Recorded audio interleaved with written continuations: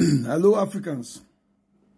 Today's video I'm gonna teach us what aspired, what went through during the civil war in Nigeria. Nigeria gained its independence in 1960, actually 1st October. And after the independence of Nigeria, there were ups and downs in Nigeria because the British, before they left Nigeria, they gave the ruling of Nigeria to the North.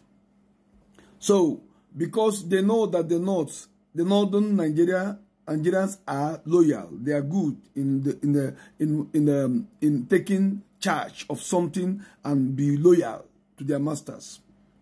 So up, down, there were some coup d'etats that took places, of which that some of them were being... actually, the coups that took place in Nigeria happened with many of the tribes and everything. But finally, what brought the war is why I'm here today. The war started because there was some uprising in the north, and they started to kill the Igbos in the north. So Ojukwu and Gowon, who was the president of Nigeria then, were called in Aburi by the Ghanaian president, because the Ghanaian president was a middleman who knows them very good. So he called them in Aburi in Ghana, and they had an agreement, and Ojukwu and Gowon decided that where they will stand is on a restructure, to restructure Nigeria so that every section of Nigeria will take charge of whatever they have, and the center, which was Lagos then, they will bring whatever they want, they're supposed to bring to the center. So they had this agreement and sang, they drank tea, they ate, and finally everybody came home. So as what we all know, because history, sometimes we need to dig deep, like I just dig deep into Wikipedia now. From what we understand, they came back to Nigeria, and before they came back, Gowon told Ojukwu that he Gowon, is the one who's going to explain to Nigerians what happened. And Gowon delayed to declare what happened. So Ojukwu now came up and explained what happened. So when Ojukwu explained and say what happened, the then Oba of Benin called Gowon and tell Gowon, if you agree on the agreement you had in Aburi, that means you are giving the Igbos independence, of which is not what the Oba wants. So the Oba called Gowon and told him, and the British also instructed Gowon not to let the Igbos go, the Biafrans go. So when these things happened, Ojukwu said that what he is residing on is on the agreement they had in Aburi Accord. So since they decided that they would turn what happened in Aburi in Ghana, then Ojukwu got angry and when actually Ojukwu went with the leader of the Oduduwa section that time, was with Ojukwu. They were good friends, and they agreed that Ojukwu will go and declare Biafra, and Oduduwa Republic, the then head in the group, will go and declare Oduduwa Republic. But for some reasons we cannot explain, instead of Oduduwa people to go and declare Oduduwa, they instead went and collide with Nigeria and told Nigeria what Ojukwu was about to do. But either way, Ojukwu was ready and was tired, was frustrated of being in Nigeria that have never favored us. So Ojukwu went and declared Biafra. So as we all know, declaration of Biafra was for, according to British and Gowon, it was calling for war. So the Nigerians now told the Biafrans that they are coming, that they cannot exit Nigeria, that we will die one Nigeria. Ojukwu said no, that he's capable of standing them. Though then we all know that we didn't have weapon. But you know, when somebody tells you he will beat you, you always will react back that you're going to beat the person back. So Ojukwu did something to protect himself and or to protect his people. He didn't ever do bad.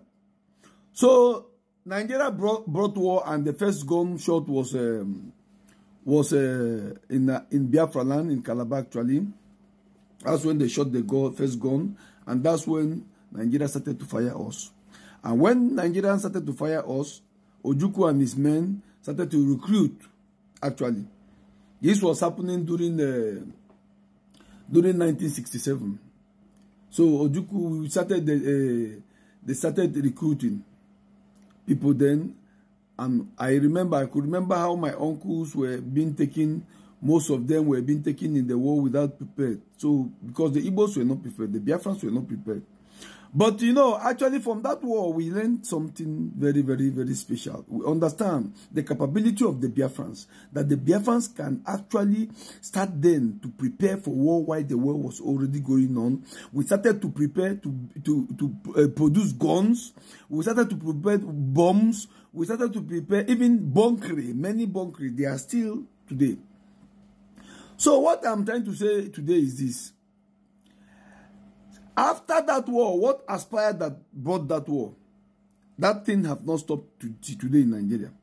That is why up and down Nigeria is going up and down with the Biafrans, because the Biafrans was tortured during the war.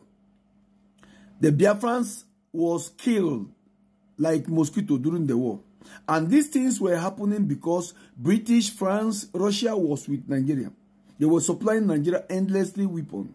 But when they found out that the Biafrans was strong and they were vibrant and strong and they cannot give up, and we had nobody behind us, then what did they do? Nigeria blocked the way that food was coming into Biafran land. That's when starvation started. That's when Kwashiorkor and people start to die. Actually, that blockage of food was actually crime against war. It was a crime against humanity. That was not war. The 3 million Biafrans that lost their life, most of them lost their life because of blockaging of food coming into Biafran land. That's when Kwashiorkor started to kill us. 3-point-something million Biafrans died during that war. Till today, the same thing that aspired during that war is still going on. They are still marginalizing the Igbos. The Igbos are being pushed to the wall. They are not being drawn into politics because they say they don't trust them. They are not being carried along as Nigerians, and they don't want them to go. Okay, now, after Ojukwu left, we have Uwazurike. Uwazurike came up with the Masop group to try to make the Nigerians give us a referendum. They started to kill. The same thing now, our current leader, Mazi Nnamdi Kanu, he's been detained in jail for no reason. They went to Kenya, they kidnapped him, they brought him back to Nigeria. Till today, the court have sentenced him free, but the Nigerian government are holding him. And the funniest part of us is that they kidnapped him and brought him to Nigeria, and Sunday Igboho that did more things than Mazi Nnamdi Kanu is actually, they freed him, and they are still holding Mazi Nnamdi Kanu captured. Till today in Nigeria, the Igbos are slaves in Nigeria. They are not free. And the funniest part of this is after this Biafran war, which is close to 60 years, the Igbos are now the richest tribe in Africa, not in Nigeria, in Africa. So I want us to understand something. The Igbos are some people, the kind of people you cannot push down. You cannot bring them down. They are the power engine of Africa. Anywhere you go, you don't see an Igbo man run from that place because that place is evil. So I want Nigerians to understand that the wound they created in the minds of the Biafrans will never heal. So the only thing I'm asking for them to do now is to give a referendum to them so that they dictate their future. So that they say if they want to belong to Nigeria or they don't want to belong to Nigeria.